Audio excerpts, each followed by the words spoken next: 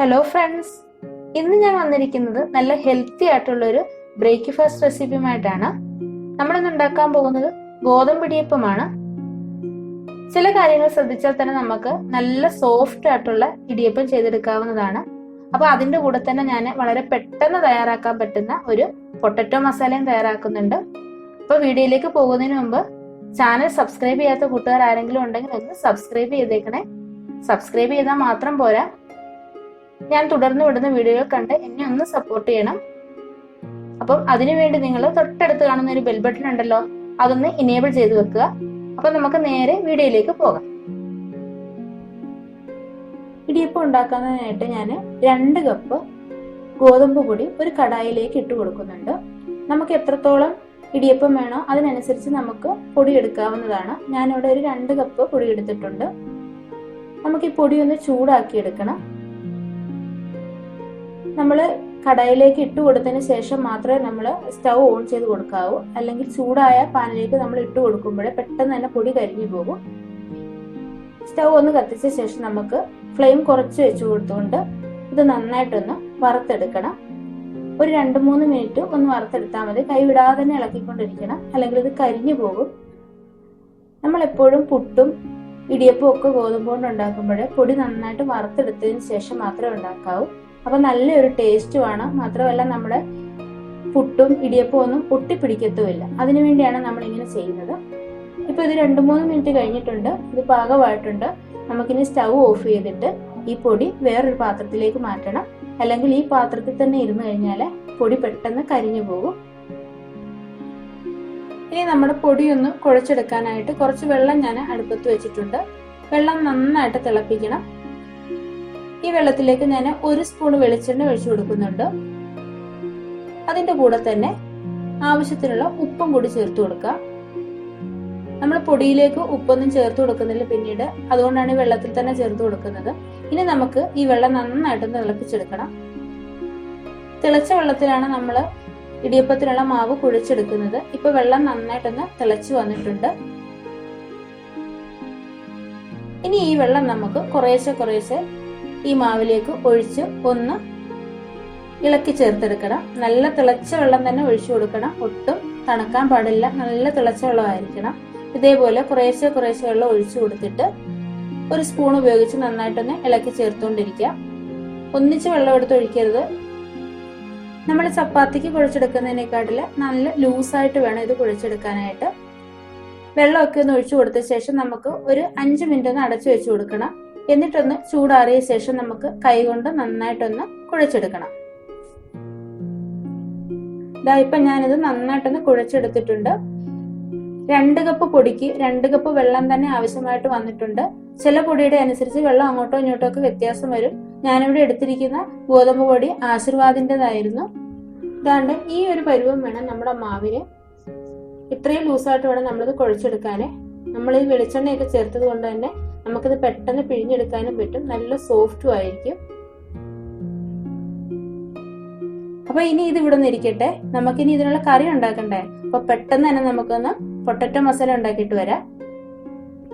അപ്പൊ ഞാൻ ഒരു കുക്കറാണ് അടുപ്പത്ത് വെച്ചിരിക്കുന്നത്. അതിലേക്ക് ഒരു 2 ടേബിൾ സ്പൂൺ വെളിച്ചെണ്ണ ഒഴിച്ചു കൊടുത്തിട്ടുണ്ട്. എണ്ണ ചൂടായപ്പോഴേ 1 സ്പൂൺ കടുക് വിട്ടു കൊടുത്തിട്ടുണ്ട്. ഇനി ഇതിലേക്ക് 1 സ്പൂണ് ജീരകം ചേർത്ത് കൊടുക്കുക. ഇനി ഇതിലേക്ക് ഒരു സവാള അത്യാവശ്യം വലുപ്പത്തിൽ തന്നെ കട്ട് ചെയ്താണ് ചേർത്ത് കൊടുത്തിട്ടുള്ളത്. അതിന്റെ കൂടെ തന്നെ ഒരു കഷ്ണം ഇഞ്ചി ചെറുതായിട്ട് കൊത്തിയരിഞ്ഞതും 4-5 വെളുത്തുള്ളിയും ഒരു 4 പച്ചമുളക് കൂടി ചേർത്ത് കൊടുക്കുന്നുണ്ട്.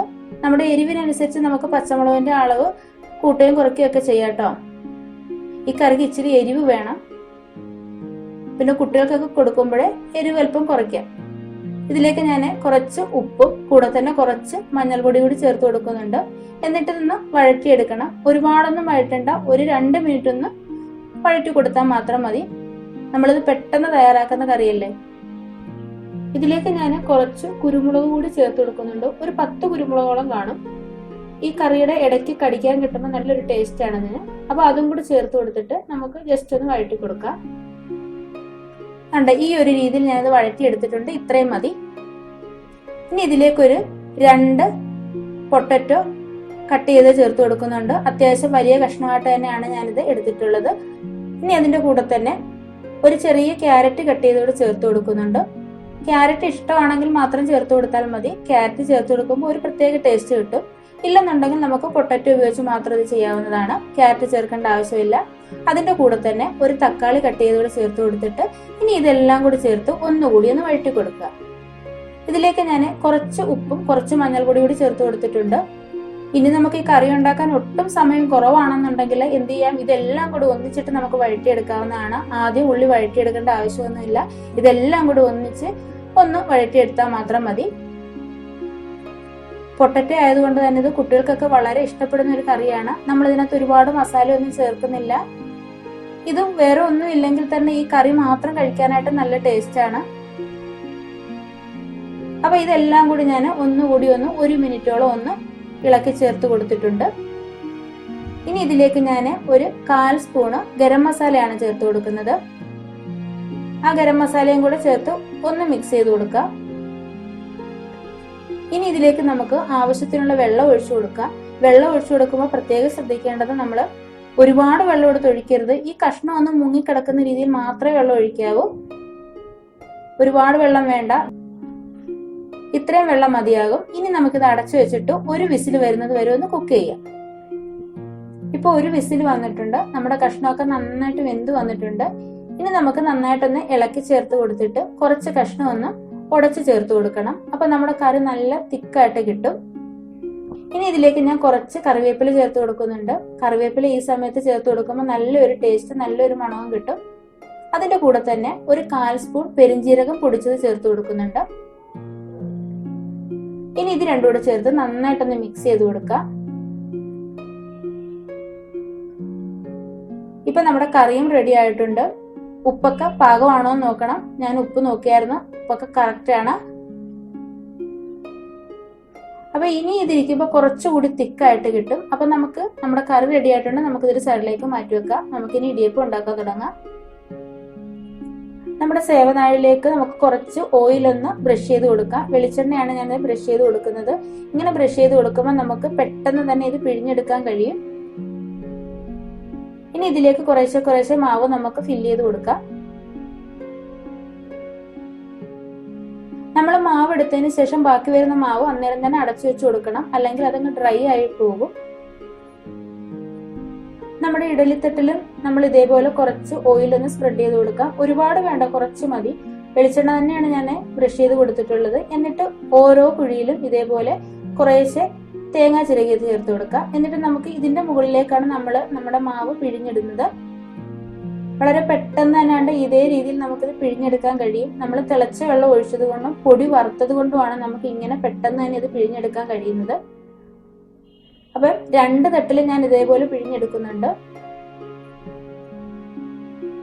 നമ്മൾ അരിയുടെ ഇടിയപ്പം പിഴിഞ്ഞെടുക്കുന്നത് പോലെ തന്നെ നമുക്ക് ഇത് പിഴിഞ്ഞെടുക്കാവുന്നതാണ്. വളരെ സ്മൂത്ത് ആയിട്ട് തന്നെ നമുക്കിത് പിഴിഞ്ഞെടുക്കാൻ കഴിയുന്നതാണ്. ഇനി നമുക്ക് ഇഡലിപ്പാത്രത്തിലേക്ക് ഇറക്കി വെച്ചു കൊടുത്ത് ഒന്ന് ആവി കയറ്റി എടുക്കണം. പെട്ടെന്ന് തന്നെ നമുക്കിത് കുക്കായി കിട്ടും. ഒരു 6-7 മിനിറ്റ് മാത്രം മതി. അപ്പൊ 2 തട്ട് ഞാൻ ഇതിലേക്ക് ഇറക്കി വെച്ച് കൊടുക്കുന്നുണ്ട്. എന്നിട്ട് നമുക്കൊന്ന് ആവി കൊള്ളിച്ചെടുക്കാം. ഒരു 5 മിനിറ്റ് കഴിഞ്ഞപ്പോൾ തന്നെ നമ്മൾ ഇടിയപ്പമൊക്കെ ഇവിടെ വെന്ത് വന്നിട്ടുണ്ട്. ഇതൊന്ന് ചൂടാറി കഴിയുമ്പോൾ നമുക്കൊരു പ്ലേറ്റിലേക്ക് മാറ്റാം. ഇപ്പൊ നമ്മുടെ ഇടിയപ്പം എല്ലാം ഞാനൊരു പ്ലേറ്റിലേക്ക് മാറ്റിയിട്ടുണ്ട്. കൂടെ തന്നെ നമ്മുടെ പൊട്ടറ്റോ മസാല എടുത്തിട്ടുണ്ട്. ഇത് രണ്ടും കൂടെ കഴിക്കാൻ നല്ല ടേസ്റ്റ് ആണ്, നല്ല കോമ്പിനേഷൻ ആണ്. അപ്പൊ എല്ലാവർക്കും ഇന്നത്തെ റെസിപ്പി ഇഷ്ടമായെന്ന് വിചാരിക്കുന്നു. എല്ലാവരും ഇതേപോലെ ഒന്ന് ചെയ്ത് നോക്കുക. ചെയ്ത് നോക്കിയിട്ട് അഭിപ്രായങ്ങൾ അറിയിക്കുക. വീഡിയോ ഇഷ്ടമായെങ്കിൽ ലൈക്ക് ചെയ്യുക, ഷെയർ ചെയ്യുക, കമന്റ് ചെയ്യുക. ചാനൽ സബ്സ്ക്രൈബ് ചെയ്തൊന്ന് സപ്പോർട്ട് ചെയ്യുക. അപ്പൊ അടുത്തൊരു വീഡിയോ കാണുന്നവരേക്കും ബൈ. Thank you.